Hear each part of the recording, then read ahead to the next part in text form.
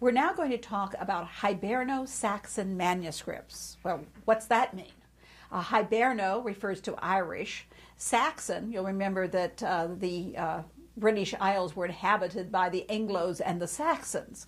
So essentially it means Irish and English, and this goes as far north as Northumberland, which is where England meets Scotland. So you could include all of the British Isles. That's not the only thing they call them. Sometimes these are called insular manuscripts, referring to the British Isles, or you can say manuscripts from the British Isles from the 8th and 9th centuries. The other word that you hear a lot of is Celtic. And the Celtic people are basically people who speak a particular related languages. These manuscripts, of course, are primarily in Latin. So sometimes they use that as sort of a broad catch-all word. But we're trying to be a little more specific. So these manuscripts seem to have been created in the British Isles, either Ireland or what is today Britain and Scotland.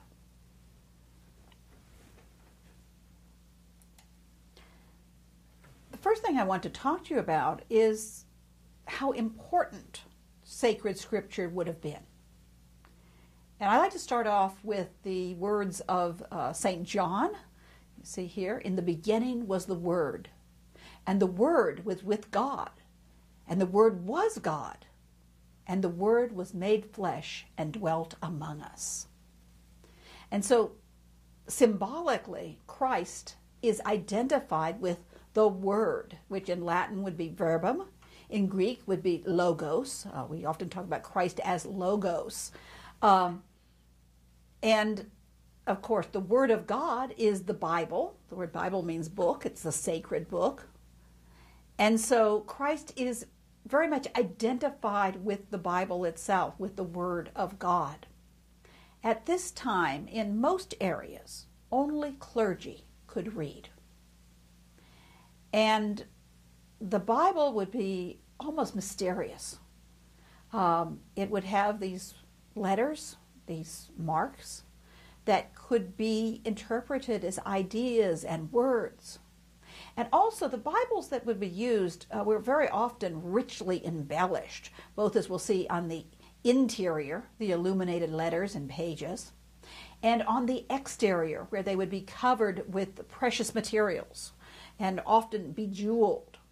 And when the clergy would be processing, they could hold the Bible aloft, or they could carry it in the procession, so people would see this sacred document.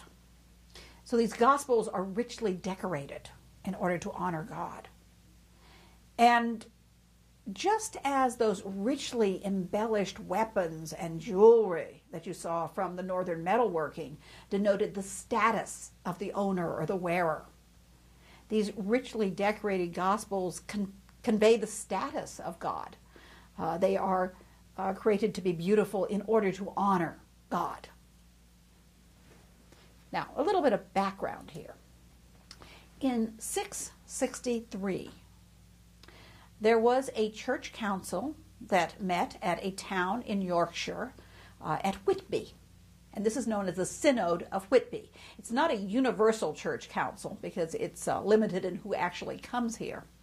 But the purpose was that the English church, which had a very strong influence from Rome, wanted to establish the Roman rites, the Roman practices, as a kind of universal liturgy. And the Irish monasteries had different customs. One thing, of course, was the Irish monasteries allowed monks and nuns to marry. The Romans allowed secular clergy to marry, that is, say, your parish priest, but monks and nuns were not supposed to marry. Sometimes they had different feast days and sort of different practices.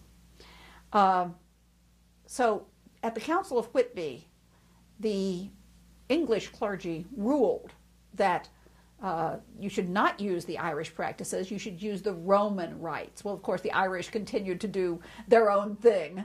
They could ignore this. But the very fact that they had made this rule suggests that now, if you're going to have a standardized liturgy, you're going to need service books. You're going to need books that contain the Roman rites and also that have a standardized liturgy. One of the things, of course, would be reading from the Gospels. We're going to look at 4 different lavishly illuminated Gospel manuscripts. I guess I should explain the word illuminated. People often think that it just means, oh, they're making the book so light and beautiful. But actually, the word comes from, I think it's something like menace, the word for the red ink that was used to pick out holy days and sometimes the rubrics, the directions, sort of special parts of the book. And they started, the word illuminated came from that. But we can use them to mean lavish illustrations because that's what it's come to mean. So we have 4 illuminated gospel manuscripts. The book of Durrow from the second half of the 7th century, around 660 to 680, which can be found in Dublin in the Trinity College Library. The Echternach Gospels, also known as the Gospels of St. Willibrord, from right at the end of the 7th century, about 690. And that is in Paris in the Bibliothèque Nationale. The Lindisfarne Gospels, which I've seen a variety of dates on them. When I learned them, they used to say around 700. And your text is saying 710 to 725. On the British Library site, the British Library in London, who owns the Gospel, they said 710 to 721. And so I'm going to use that span of the possible time of creation. And then the final one is the Book of Kells from the late 8th into the early 9th century. So circa 800 is just a really good, easy date to remember. That also is in Dublin in the Trinity College Library. I've been mentioning Gospels, and so I need to define this. The Gospels are the 4 first books of the Christian New Testament. This is the section of the Bible that Christians added to the Jewish Bible, to Torah. And the New Testament, as they call it, was originally written in Greek. And then, of course, when St. Jerome translated the Bible into Latin, we have the Latin Vulgate version of the Bible. Now, in these 4 books is the life of Jesus, and it's told by the 4 authors who are known as the evangelists. So the 4 evangelists are the authors of each gospel, and in order, they're Matthew, Mark, Luke, and John. And of course, there are a number of saints named John, so he's often called John the Evangelist, to distinguish him, for example, from John the Baptist. The earliest of these 4 books is the Book of Durrow from Dublin, Trinity College Library. It is a gospel manuscript that is richly decorated, and it has a number of full-page images, one of which is this carpet page. Now, I don't think the monks called them carpet pages. That's what we call them today because they've reminded someone of oriental carpets with decoration all over the surface. So we use that term, carpet page, to refer to a decorative folio or a decorative leaf, a decorative page. And in this case, there is one that follows each of the saints' symbols. So as you can see, this is a very, very intricate design with interlaced patterns, with spirals, many of the things that we have seen before in the metalworking tradition. Now, sometimes the metalworking is the same time. This is approximately the same time, but we assume that the metalworking tradition stretches back over centuries. But it's really interesting, I think, to see the parallels between the manuscript illumination and the metalworking tradition. So it's metal to manuscript. What they have done is taken these ornamental designs, in this case you can see these spiral designs, and they've translated them from the metalworking, Nelio, cloisonné, various techniques, into paint on parchment. And I should mention that, actually, that all of these medieval manuscripts that we have are painted on parchment. And parchment is specially prepared animal skin. After Rome lost Egypt, there was no way to get papyrus or paper into the West. So they had to find new ways of, new surfaces on which to create books. And what comes into being, of course, as we've said before, is the codex, the book with leaves that's bound on one side, the book folios, leaves, that are bound on one side. And these are painted on parchment, or in the case of some, it's ink, colored, sometimes colored inks.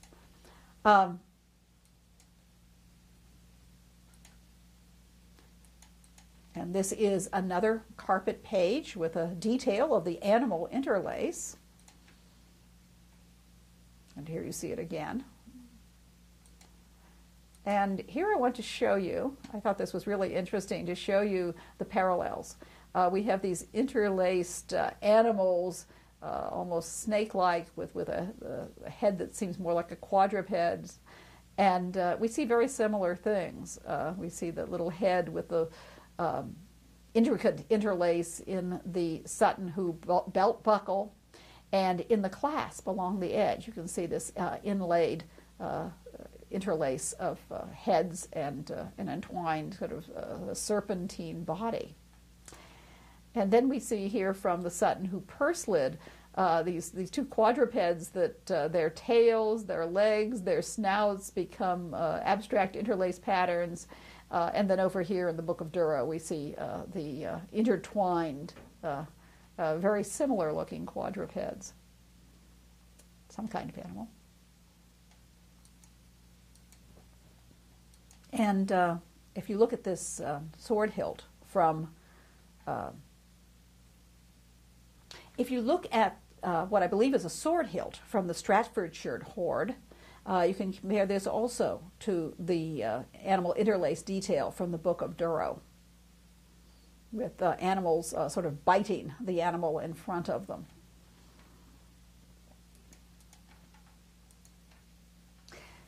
In the Book of Durrow, there are also 4 pages with the symbols of the saints who wrote the book. So this is the symbol of St. Matthew. And remember, we talked about this previously.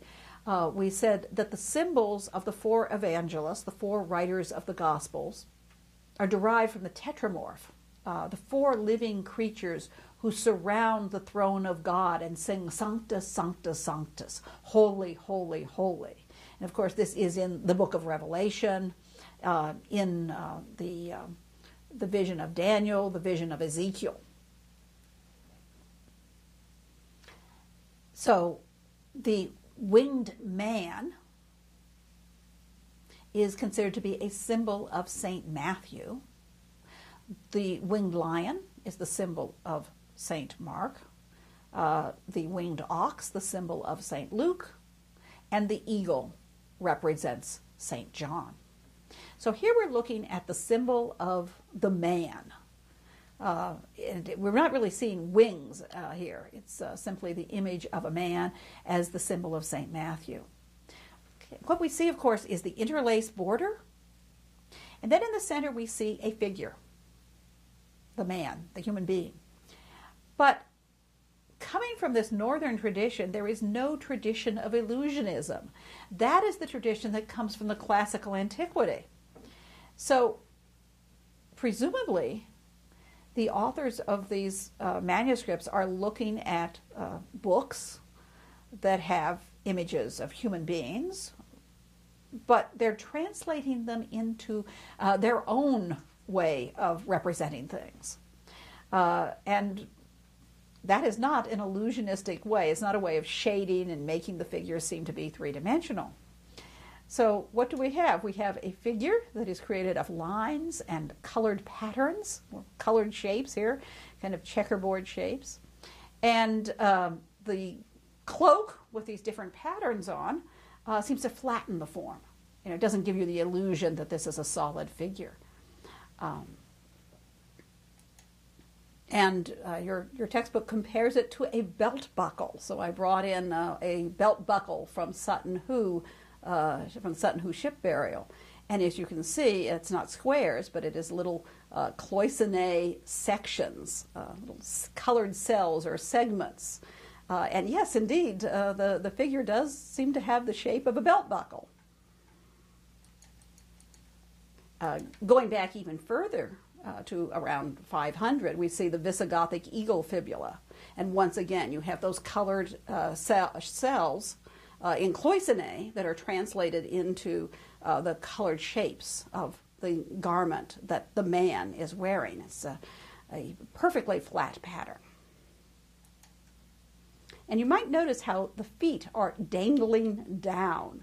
They don't seem to have any relationship to any kind of anatomy as we might understand it. So you have the traditions from metalworking translated into paint, into the illuminated manuscripts. Interlaced borders, geometric patterns, colored cells, and really no tradition of illusionism. So anatomy becomes just flat shapes. This is the symbol of St. Mark, the lion from the book of Durrow. Once again, interlaced patterns, and the lion itself is extremely stylized. And of course laid out with bright colors. Here it's almost what we would call a harlequin pattern, although certainly that would not have been a 7th century word. But the different shapes, the different cells of segments that are presumably representing fur but have just become absolute flat pattern, beautiful curving designs. And you might notice the dots that make up the face.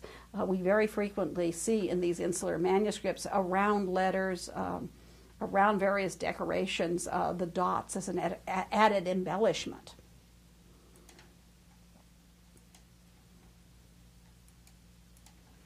The next manuscript we're going to look at is known as the Echternach Gospels, or the Gospels of St. Willibrord. And this dates to around 690, the very end of the 7th century.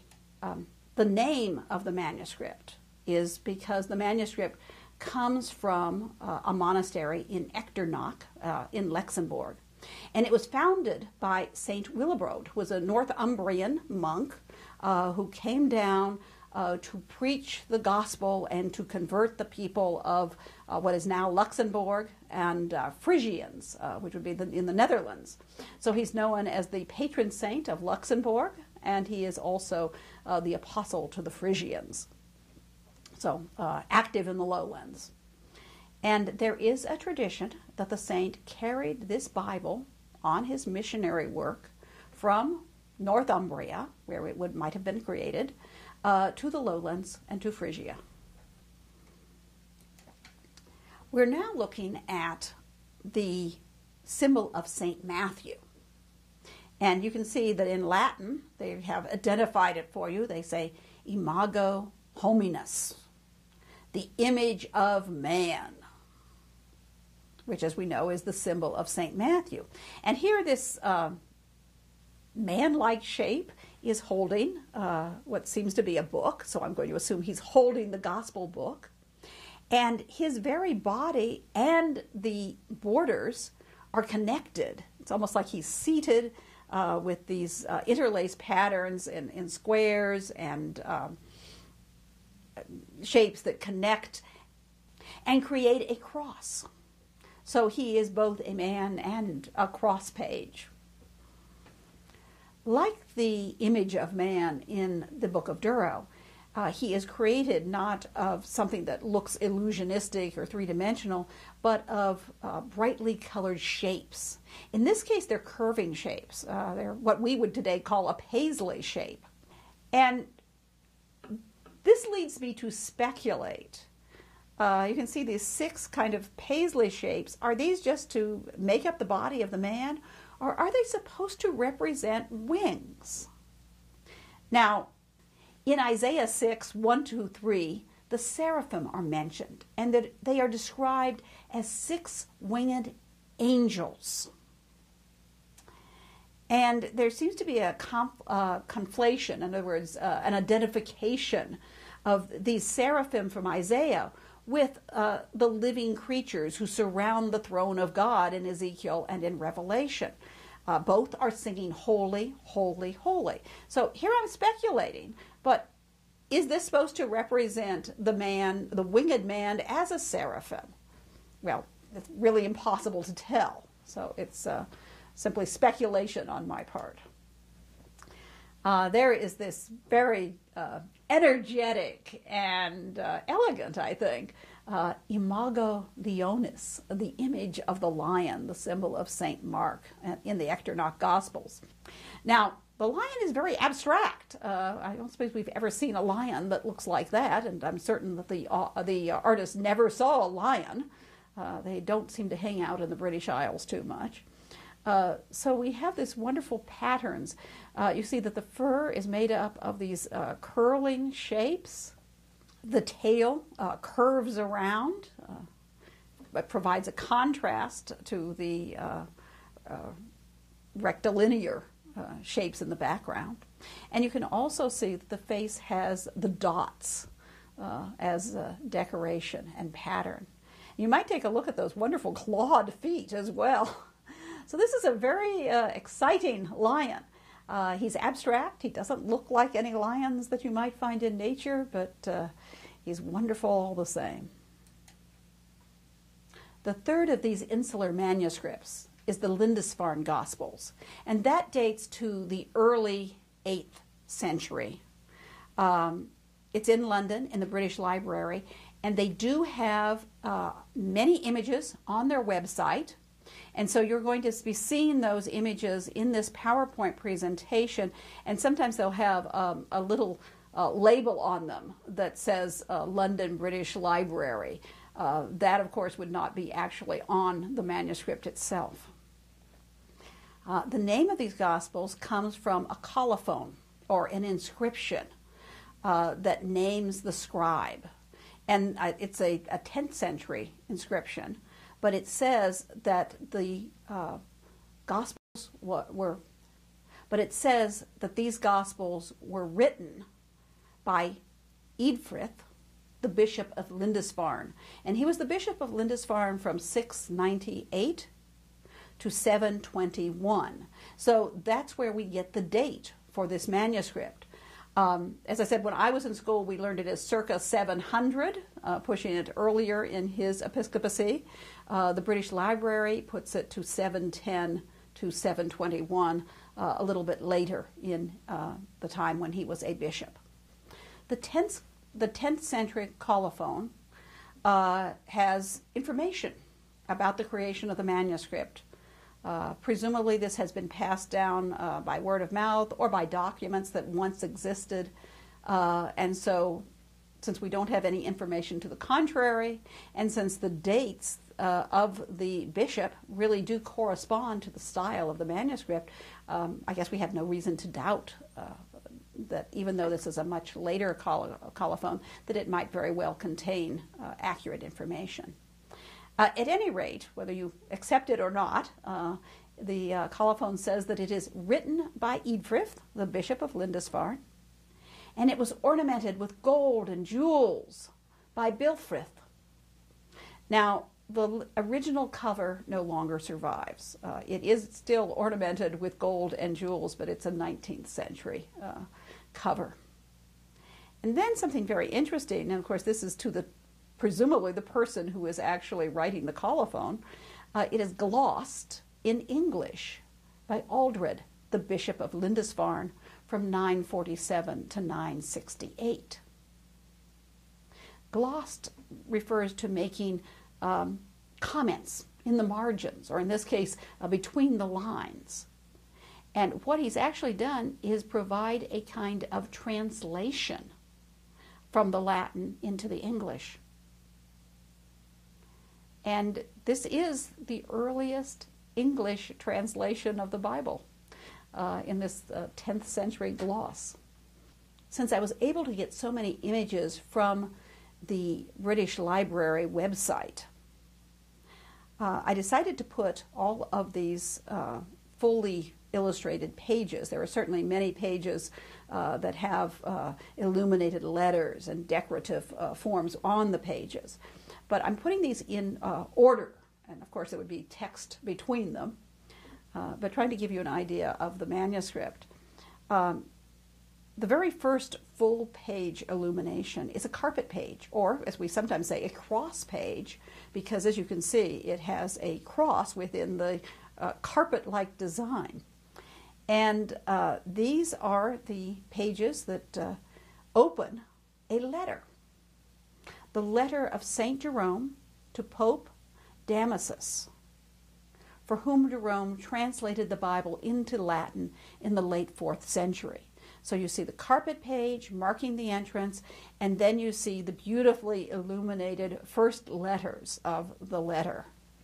Now, this is something you don't usually see in modern English translation Bibles. But what it's doing, it's telling you who translated the Bible into Latin. It's giving the credit to St. Jerome. So it's kind of a translator's page. The next fully illustrated pages in the Lindisfarne Gospels are folio 25 verso and folio 26 recto. And I guess I should explain that. Today when we have a codex, we will number our pages. We'll take one page and we'll number the front of it 1 and the back of it 2. But in manuscripts we don't do that. We speak of the whole page as a folio or a leaf. And the front of it would be recto, or front, and the verso would be verso, or back. So if you see folio, say 26, and it doesn't have an R to symbolize recto, it's understood that 26 would be recto. And then in this case we have 25 verso, the back of folio 25. So here we have the image of St. Matthew and his symbol. Here is another carpet page.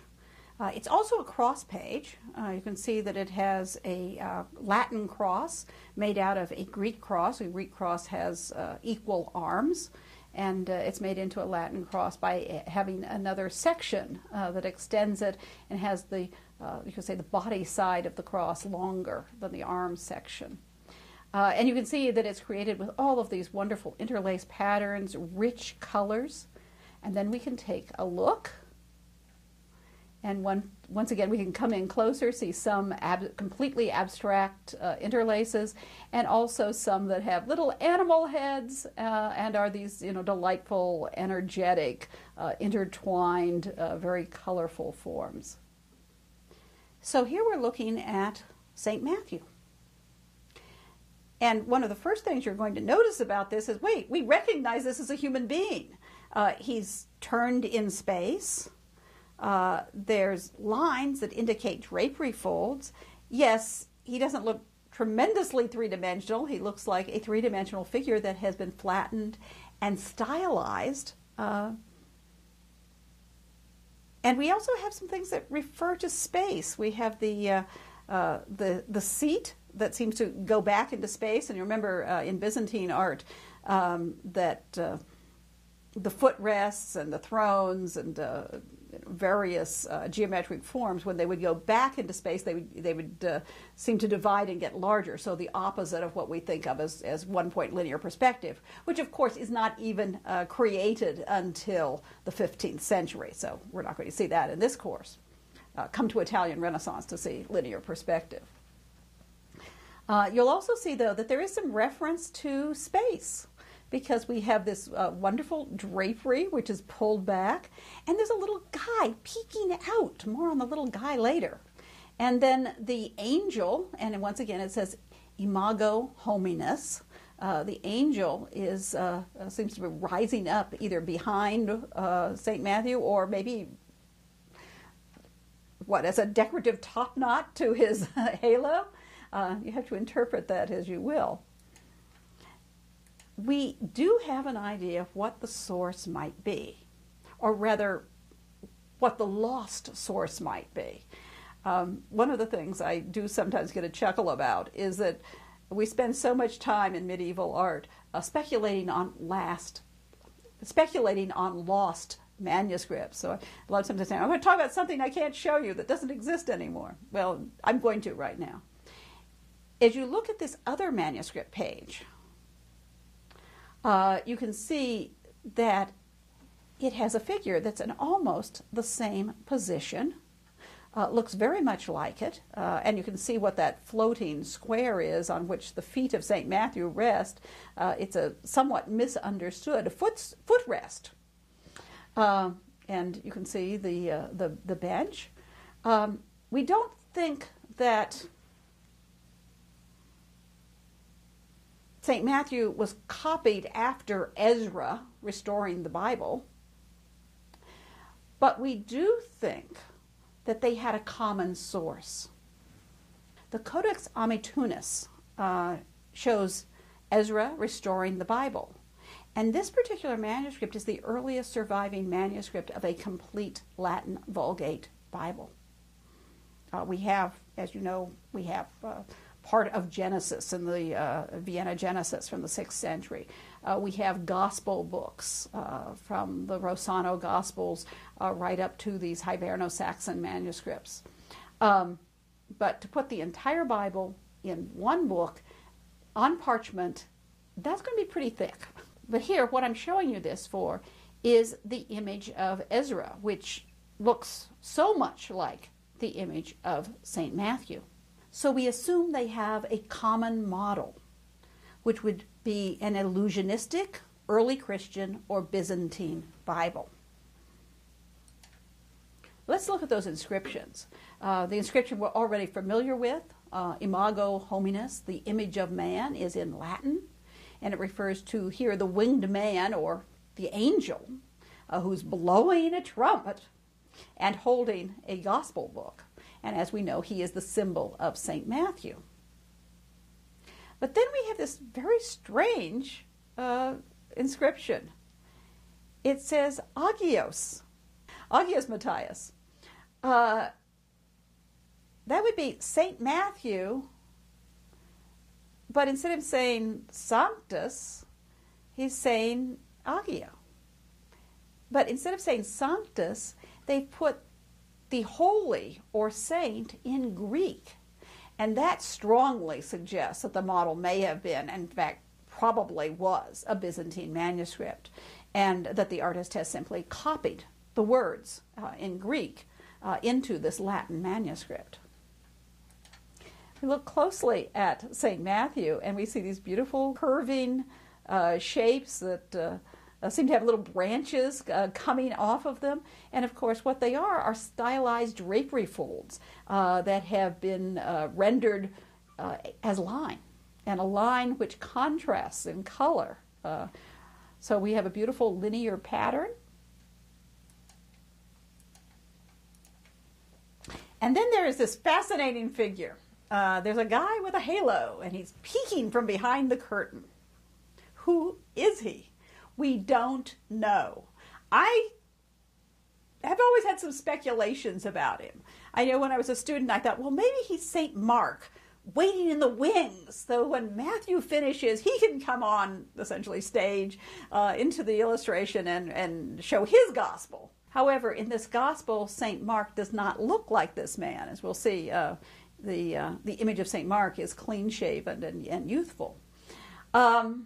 So one of the other things it reminded me of was the story of Pope Gregory the Great. It was said that he would dictate to his scribe, his secretary, from behind a curtain. And one day the secretary was just so curious that he peeked, and what he saw was the saint with the Holy Spirit, the dove of the Holy Spirit, whispering into Pope Gregory's ear. And I wondered, well, maybe he was drawing it from a manuscript of Pope Gregory. But we do pretty much have a fairly good idea of what kind of manuscript this was from, and probably not, because of those the Greek words identifying St. Matthew. So then I had a little brainstorm. Remember how St. Jerome was honored at the beginning of the manuscript? You had a whole page for the translator, and you had his letter to the Pope. And I wondered, well, maybe this is the translator. Maybe this is St. Jerome. I mean, he must be a saint because he's got a halo. So maybe they stuck him in here. Now, that's pure speculation. You can't say that people say that. I just have been fascinated with this little guy, and maybe you have an even better idea. Here we have some more details showing the drapery folds as linear patterns, the decoration on the bench on which he's seated, and the floating footrest, as some people have called it. It needs to have some legs attached to it to make it sit on the ground. But hey, this is much more abstracted, and so it gets to float. So what you have is an abstracted, simplified form coming from an illusionistic model. Here we see the carpet and incipit pages of the Gospel of St. Matthew. Incipit just means beginning, so it's the first page. And you can see here it says, Liber Generationis, the Book of Generations. So this is telling you the genealogy of Christ. And we can look at our details. We can see how the letters are decorated with, here you have the diamond shapes as the background and filling them in with colors. Some more intertwined animals, interlaces, and the simply abstract knots and interlaces. This manuscript actually has a second incipit page for the Gospel of St. Matthew. Now that sounds a little contradictory. How can you have a second beginning page? But it is beginning another section of the Gospel, the section of the Gospel that tells us about the birth of Christ. And so now the birth of Jesus Christ was of this kind, and it goes on and tells the story, what we call the Christmas story. And of course talks about the three magi, for example, in the Gospel of St. Matthew. You'll see that the illuminated letters are a chi, rho, iota, which is the first letters of Christus in Greek, and so serves as a kind of abbreviation for the name of Christ. Now, a chi is in the shape of what we call an X. It actually is the ancestor of our k sound, but as you can see, it's got a sort of X with curlicues and embellishments, and then sort of rounded, what looks like a P, but is actually a rho, and then an iota, which looks like an I.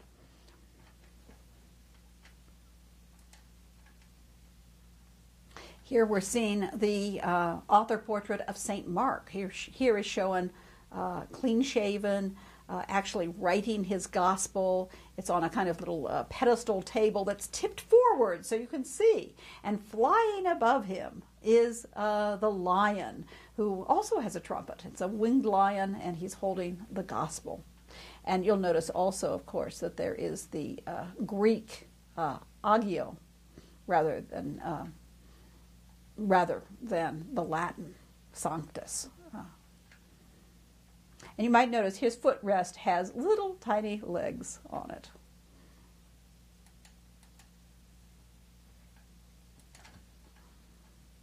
More of the carpet pages, cross pages, with an incipit page. These beginning the Gospel of St. Mark.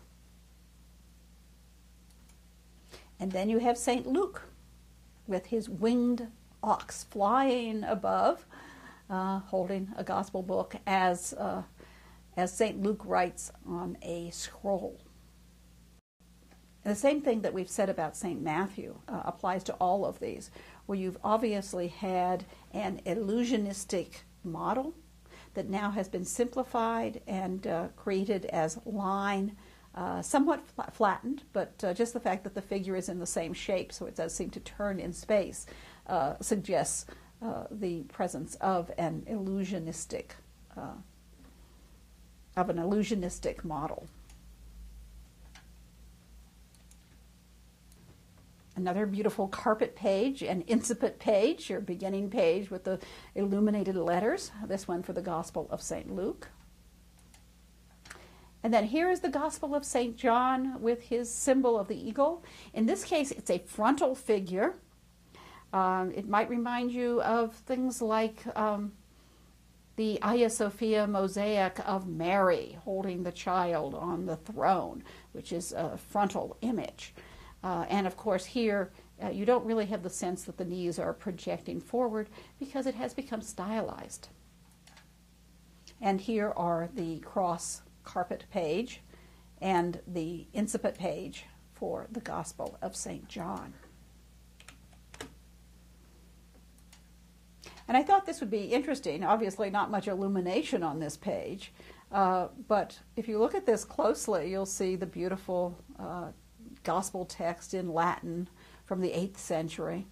And then in little letters right below it, you see the 10th century Old English glosses, or in this case, they are translations rather than just commentary or notes. And these, of course, as the colophon says, are glosses by Aldred. And this is actually the earliest English Bible translation that exists. Undoubtedly, the most famous of these 4 insular manuscripts is the Book of Kells, which dates from the late 8th to early 9th centuries, and just an easy date to remember then is circa 800. It was begun by Echternach, the scribe and abbot of Iona. Iona is an island in Northumbria, right where Scotland and England meet. And this coastline was subject to Viking raids. So we know that the abbot died in the Viking raid of 802. And then the monks who survived that carried the manuscript into Ireland to the monastery of Kells. So it's called the Book of Kells. It is the most richly decorated and is the largest of these Celtic or insular or Hiberno-Saxon manuscripts. And here is the very famous second incipit page to the Gospel of St. Matthew. So it's Matthew 1:18 rather than 1:1. We already talked a little bit about that page in the Lindisfarne Gospels. We said that this was a Chi Rho Iota page. It's just called the Chi Rho page. And on it, it has the monogram of Christ, the beginning of the name Christus in Greek, which is a chi. What looks almost like us to a P when you look at it is actually a very curvy chi or X shape. It doesn't quite meet. And so this is this very elaborate chi. They had a lot of fun with this, I'm sure. And then a much smaller beneath it rho, which looks like, once again, a kind of curling P with a little head of a figure making up the end. And then intertwined in that is the straight line of the iota. So we can see that the chi is shown as a very energetic cross, which may have symbolic meaning beyond just making it a beautiful decorative page. The cross obviously refers to the crucifixion, the sacrifice of Christ which Christians believed atoned for the sins of all mankind. In a way, this also can refer to the incarnation. The incarnation was the first sacrifice of Christ that culminates in the sacrifice of the crucifixion, the sacrifice of Christ on the cross. And the incarnation, of course, refers to God taking on human flesh. So the Gospel of St. Matthew begins with the genealogy of Christ, and then this page opens the story of the infancy of Christ in the Gospel of St. Matthew. The actual moment of the incarnation is usually conceived of as the Annunciation, which is not in Matthew. It is in the Gospel of St. Luke. Okay, here we have details. Details are always fun. We have details of the spirals and some of the interlace patterns. And you might notice that there are some figural images embedded in all of these abstract patterns. And here are 2 cats and 4 mice. And let's take a little closer look at them.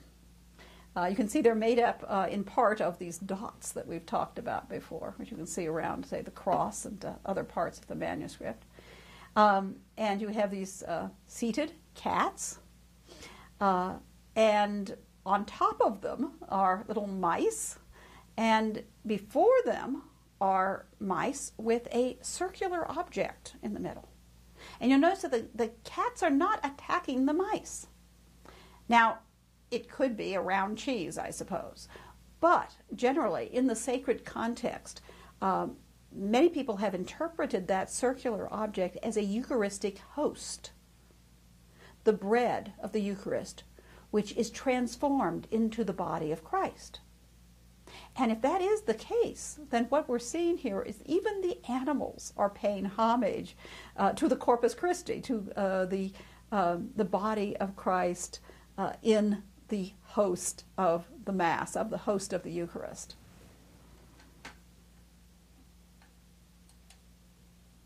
And here's another one of the little figural details that pops up in the book of Kells. Here is the row with a head on it. And then, of course, as you can see, many, many interlace and other decorative patterns. Here's a few more. There we have these little twins, little 2 guys here. And then I flipped them so you can see them right side up. But always around them there are the dotted forms. There are the interlaces. And here is another detail. It's just spirals, interwoven forms. More interlaces, more spirals, more dots. Another little figure who maybe is an angel. He has these sort of shapes coming out of those back. So those could be wings. Another rather wonderful image is the Virgin and Child. Now, this has been called the first manuscript image of the Virgin and Child that still exists in Western medieval art.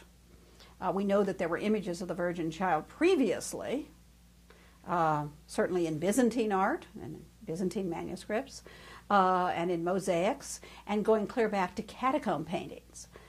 So this is not the first Virgin and Child, but simply in Western medieval manuscripts. And we've talked about this idea of having sources for the images. And one of the possible sources for this would be a Byzantine icon or a Byzantine manuscript. But we do know that there was an icon that had been brought from Rome by Benedict Bishop, the founder and the first abbot of a monastery at Durrow in Northumbria. And so it's often suggested that that particular icon may very well be the figural source of this image of the Madonna and Child. And we're looking at the details, and once again you can see that the image has been made into beautiful patterns. Even the throne itself has a cross form at the base. Angels are attendant on the Virgin, and of course there's the border with the interlace animals once again. Now, one of the things that you do find in these manuscripts are canon tables. A canon table is simply a concordance, and so you have parallel gospel texts. The first concordance, or canon table as they call them, was composed by Eusebius in the 4th century. And of course, you can still use his text. And what you would find is that you can see these, this is created with an arch and with columns, and in between are the inscriptions, and they're parallel columns telling the same story. If the same story is told in different Gospels, you can find out where it is. Of course, there are some stories that were only told in one or two of the Gospels. Here we're looking at the archway. Doesn't seem very architectural, does it? Certainly you see here the decorative forms of the symbols of the evangelists rendered almost as though they are interlace animals. And here is another canon table. And once again you have arches, which come out of classical antiquity. But they don't look very classical. This isn't Doric, Ionic, Corinthian, and composite. It's certainly a different kind of composite, created into decorative flat forms by northern linear ornamentation. That dynamic linearism was the term that Jim Snyder uses. And once again, we see the four symbols of the apocalypse in a very intricate pattern. We do see other figural images. Here we have Christ enthroned. And once again, we can say how northern abstraction transforms the human figure into ornament. And you can see that he also is a kind of much more subtle cross itself. And of course, he has the cross above his head, which identifies him as Christ. Here we have a close-up, and we can see that there are peacocks, sort of fanciful peacocks with crosses on their wings and triangles on their feathers. And you can think back to peacocks. We've talked, I think, about this symbolism before with the early Christian period. They go clear back to classical antiquity. In Christianity, they sometimes represent paradisial birds or the eye of God, or even the idea of eternity, because both Aristotle and St. Augustine said that peacock flesh never rots. Or maybe they're just decorative, beautiful birds.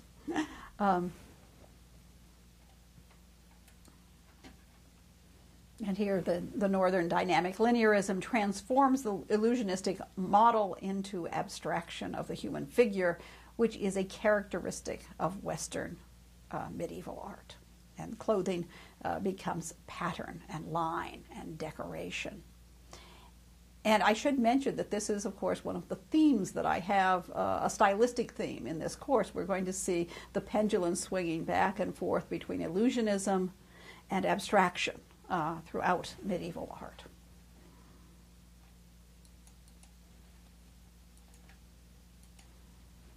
Here we see the arrest of Christ. Nobody seems to have a very solid body. Christ is almost hanging there or floating there.